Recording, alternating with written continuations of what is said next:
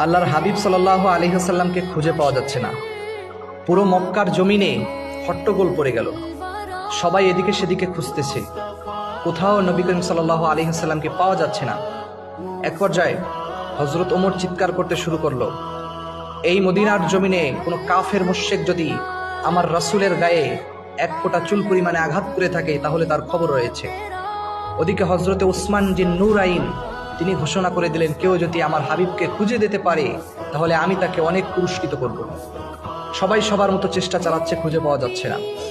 In the mean time একজন খবর নিয়ে আসলো, একটা পাহাড়ের ছোট্ট গুহায় একজনকে নাকি বসতে থাকতে দেখেছে, আর তিনি বসে বসে উম্মতি উম্মতি ইয়া হাবলি উম্মতি ইয়া হাবলি উম্মতি বলে চিৎকার করছে আর আল্লাহর দরবারে কান্না করতেছে। এই কথা শোনার পরে হযরত ওমর রাদিয়াল্লাহু তাআলা আনহু সব সাহাবী সবাই তো বুঝে গেছেন যেটা অবভিয়াসলি রাসূলুল্লাহ সাল্লাল্লাহু আলাইহি ওয়াসাল্লাম। সবাই ওই পাহাড়ে গিয়ে রাসূল সাল্লাল্লাহু আলাইহি ওয়াসাল্লামকে বলছে, আপনি এখানে কেন বসে রয়েছেন? তখন রাসূল সাল্লাল্লাহু আলাইহি ওয়াসাল্লাম তার কান্না কণ্ঠে বলতেছেন, হে আমার সাহাবারা, আমি আমার উম্মতের জন্য আল্লাহর দরবারে দোয়া করতেছি আর কাঁদতেছি।